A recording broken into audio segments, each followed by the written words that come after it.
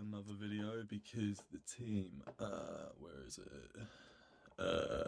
Extra Credits have released recently a video called Empire Brazil Runaway Monarch. Really like Extra Credits videos.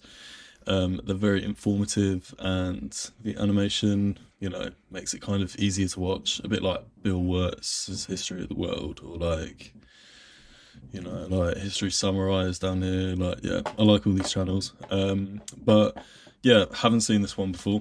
I'm guessing it's gonna be about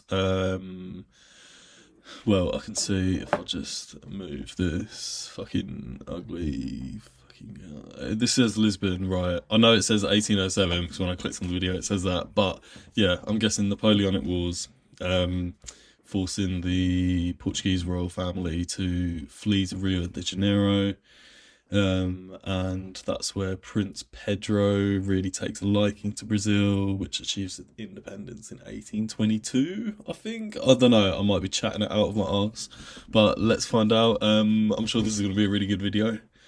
Yeah, let's watch it. I'm probably just going to be looking at it a bit gormless, rather than offering much commentary, but let's see where we go. I'm sure it'll be good. Lisbon, Portugal, November 30th, 1807. Yeah. Nervous people gather in the driving rain, heading towards the docks to see if the rumors are true. They say Napoleon's troops have just entered the city, and that the unthinkable has happened. Along the way, they pass posters hastily nailed up around the city. The ink is starting to run, but they can still make out the message. The House of Braganza is fleeing. No, they don't believe it. That is until they see aristocrats trying to swarm aboard ships, while others call in vain for family members lost in the confusion. And even someone, partway through loading the Royal Library, has abandoned half the books to the rain on the dock. Then the crowd sees a group of ships already disappearing on the horizon. Ships that carry the Queen and Prince Regent. Indeed, the whole court, abandoning the heart of their empire to flee into exile, attempting to re-establish its rule in its wildest and largest imperial territory, Brazil.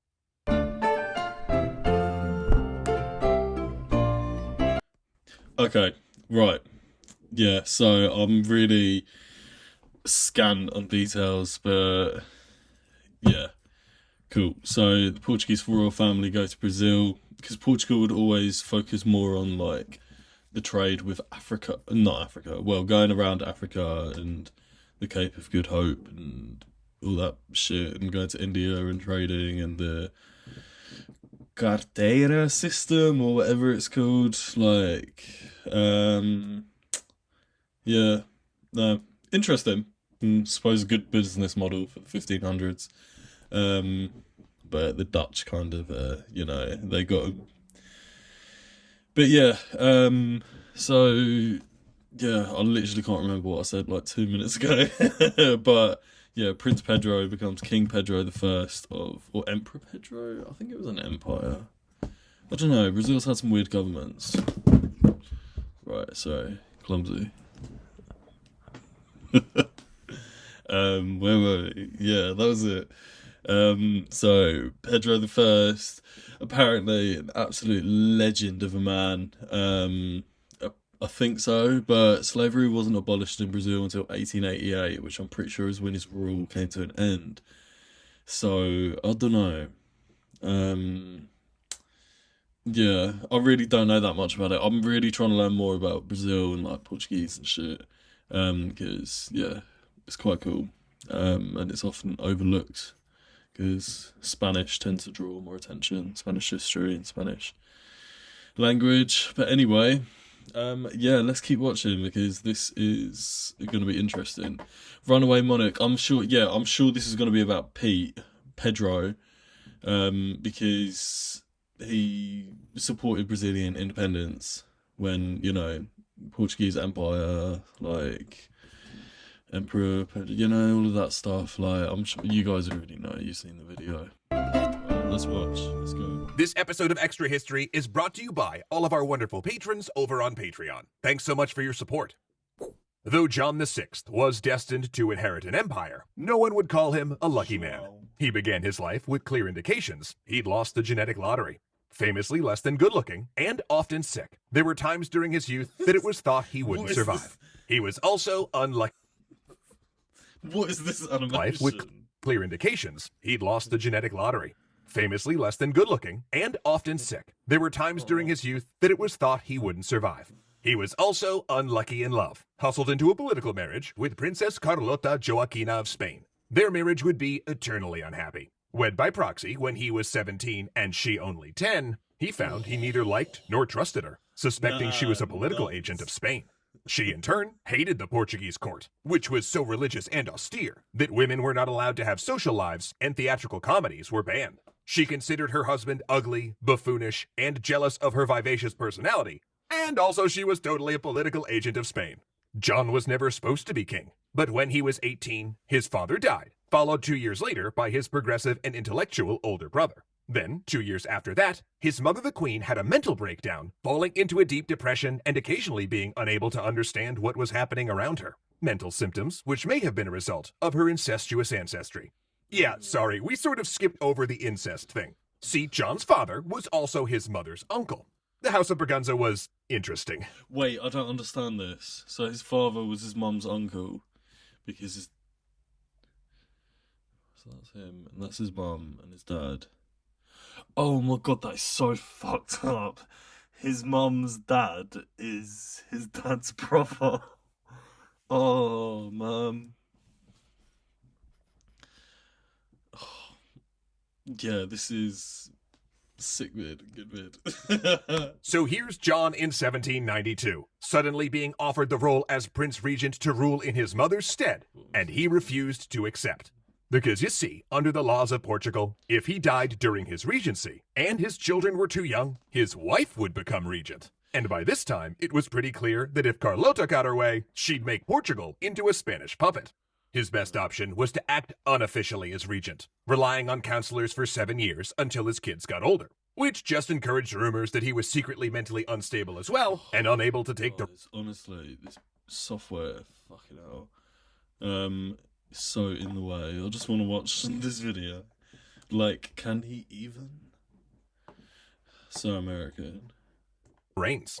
And this wasn't a great time for rumors of weakness, because revolution was sweeping Europe. The American colonies had broken away, and in 1793, France executed its king. Is HelloFresh worth the price? Oh, no, Absolutely. it isn't. In the beginning, I was doubtful too. Then, Portugal joined Spain and Britain in a political bloc to invade France, but were defeated, resulting in Spain switching sides, all of which left John in a political box. Allying with Spain and France would make political and military sense, but Portugal was now economically tied to Britain. So his answer was a careful policy of neutrality, balancing France against Britain, but that quickly collapsed. And then, in 1799, he finally accepted the official regency. But then another player appeared on the scene, Napoleon Bonaparte. And he had it with Portuguese neutrality, when John didn't commit to Bonaparte. And he... I hate these filthy neutrals. Oh, Futurama. I didn't notice that first. That's so funny. Oh, I didn't realise that was Napoleon in the... He had it with Portuguese neutrality, when John didn't commit... Yeah. No. Okay, yeah, I thought that would be Pedro. I didn't even notice the N. Yeah. Right, I need to find somewhere that I can put this fucking circle so I can watch the video. Commit to an alliance with France, Napoleon backed a brief Spanish invasion that lost Portugal's several border areas and part of Brazil to French Guiana. But still, John refused to give up the alliance with Britain, and in fairness, French Guiana. Brazil. So that's... Oh god, I don't know, my Brazilian geography is terrible. But I know that Belém is somewhere up here. I don't know. Mad. But still, John refused to give up the alliance with Britain. And in fairness, he didn't really have much of a choice. Join Napoleon, and he'd probably bankrupt his country, as well as make the passage to his lucrative colony of Brazil incredibly dangerous, or join Britain, and France would invade. And as if these years of seesawing interests weren't enough, he also discovered a plot to remove him, centered around none other than his wife. Dun dun dun! But in 1807, the dam finally broke. France officially announced its intention to invade, and it was clear that the Wait, what does it say? 1807? Yeah, I'm sure it was 1807. Man, his hair looks so greasy there, doesn't it? Right, let me just go back 1 second because I'm really enjoying this vid. And Portuguese military broke. Dun! But in 1807, the dam finally broke. France officially announced its intention to invade, and it was clear that the Portuguese military couldn't stop them. Now, Prince Regent John had a few choices, but none of them were good ones. And rather than end up a puppet king or under house arrest, he decided to dust off an old contingency plan that had been kicking around for decades. He, his family, and the entire court would board ships and evacuate to Brazil, which they'd fashion into a new imperial capital. It was a mess. John and his family boarded so fast that everyone but Carlota and 2 daughters went on a single boat. A dangerous prospect, since if the ship was lost, it would wipe out the royal family. Also, hectic preparations meant ships went out overloaded with passengers, but short on food and water. Families got separated, and some aristocrats had to abandon their luggage to make it in time, boarding with nothing but the clothes on their backs. This chaos on the dock led to problems at sea. The overcrowding was so bad, food had to be strictly rationed, and some of the most powerful people in Europe had to sleep on the open decks. An outbreak. nah, that is just I live near Portsmouth in the UK, and there's so much like these boats, like it's disgusting. They smell, and like I imagine being there for like time on end and not being able to shower by like, you know, is 18th, 19th century standards. Oh god, yeah, no, it's just grim. Like that is my nightmare. I don't know how people used to go on boats like over oceans in the past because it's not for me.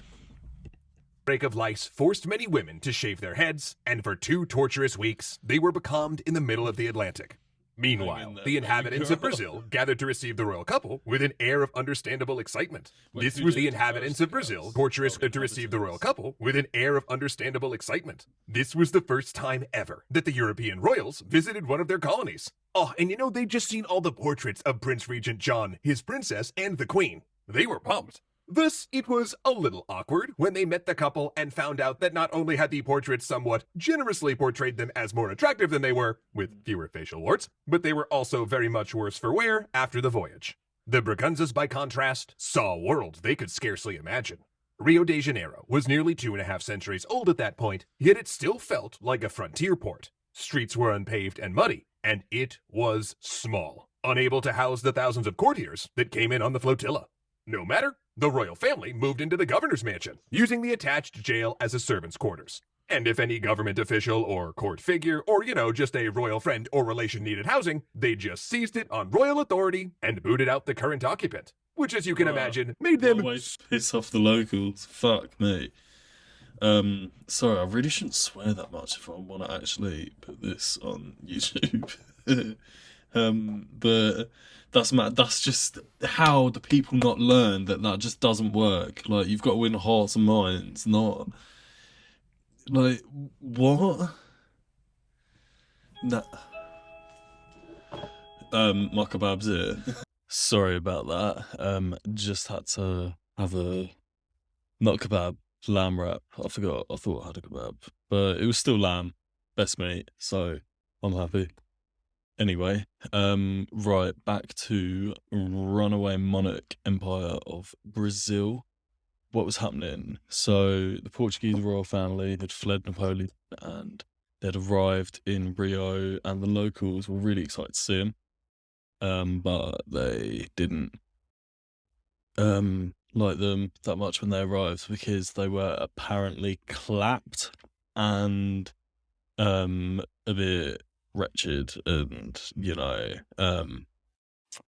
just a bit not all that. I'm explaining this really well. Sorry, I'm so conked out with this fucking meat. I've got the meat sweats. It's a good thing that this camera quality is so shit. But yeah, anyway, so they turned up and that's it. There was some bullshit going on where they could kick people out of their houses, and they could quarter there. I think similar to what the British did in North America, and I'm sure happened all over the world. But yeah, fuck's sake. Anyway, let's carry on. Super popular. In fact, some homeowners of occupant and or relation needed housing, they just seized it on royal authority and booted out the current occupant, which, as you can imagine, made them super popular. In fact, some homeowners avoided this fate by knocking down a few walls, laying timber around, and claiming their house was under renovation. Renovations that somehow just never seemed to stop. But as the citizens of Rio pretended to renovate their houses, John went about renovating. But in their house, some homeowners avoided this fate by knocking down a few walls, laying timber around, and claiming their house was under renovation. Renovations that somehow just never seemed to stop. But as the citizens of Rio pretended to renovate their houses, John went about renovating Rio. First, he declared it the new seat of the empire, removing all of the restrictions it had suffered under as a colony. So I've got my essay written, and I've been working on it for about a week. So now I'm going to show you how I use Grammarly to edit. Tragic. Previously only able to trade with Portugal, Brazil could now send its sugar, coffee, and gold to other markets, particularly the United Kingdom, which became its most lucrative partner. John also established a working government and elevated the prestige of local churches. But most importantly, he established new cultural, artistic, and scientific institutions, such as theaters, a royal botanical garden, and several universities focused on mathematics and natural science. Really? That's really interesting. I never really considered that, where if the center, like if the what do you call it, the center of government, the capital, the capital. If the Portuguese imperial government we moved to Rio, then they'd be able to. They wouldn't have any of the fucking colonial restrictions on like who you can trade with, and all of that nonsense. He sounds like a good reformer. John, what do they call him? John. I think in Portuguese it's called João. It's a really difficult sound. I can't do it, but João. Yeah. This is so interesting, though. And that last one was big, since those subjects were not allowed to be taught at a university level in the colonies. He was essentially changing Brazil from a backwater colony set up for nothing but extracting wealth to a territory that could stand on its own as a nation. But there was something else that was different about Brazil. It wasn't just the muddy streets or rough buildings that struck them as they got off the ship. It was the large number of enslaved Africans. Yeah. Brazil was the largest slave society in the Americas, the Yeah, recipient of awful, 40% of all people kidnapped, enslaved, and transported from Africa. I thought it was In its higher. history, I thought Brazil like imported 48%. 4 times the number of slaves as the United States or Haiti did, and nearly every aspect of their economy, from sugar and coffee production, to gold mining, to how the rich got around cities carried on palanquins, involved slave labor. And that Whoa. would increasingly cause friction with Portugal's greatest ally, the United Kingdom, which banned the slave trade the same year John arrived in Brazil. So there, in a backwater colony with an economy based off perpetuating crimes against humanity, John built his new court. But what he didn't know was that he was also founding an empire. You know, one of the main reasons we're able to make episodes of Extra History. Okay, so right, that's 1807 because he said it was the year that the slave trade was made illegal, which was 1807. Not slavery itself, but still, the slave trade, a step. And that was the year Napoleon, the Peninsular War started, I think, 1807. A couple of years after Trafalgar. And then, so that means for 15 years, it must be, for 15 years, the royal family was there and it sort of made the Brazilians realize maybe, self-determination is better, but still keep monarchy. I think that's what happened. I don't know. I can't wait for part 2, though. They usually do them like within 2 weeks, which is long, but I really like Extra Credits, and if you're watching this, you must do as well. So, I'll be continuing with this because, anything Brazil related, I'm all over it. This is good, but if you want me to do anything else, to be honest, I've seen, this series was really good. That was really interesting. The Brothers Nyakraki, I did that. I think I've seen that about the prosthetics, And yeah. I've seen all of these, so we'll wait for some more oversimplified or, you know, extra credits to come out because these channels are really good. Anyway, yeah, I'm gonna end it here, guys, because I'm kind of just rambling. Yeah. Oh wow, that actually looks yeah, if you're watching, cheers, and let me know if you want me to do anything else. All right, bye.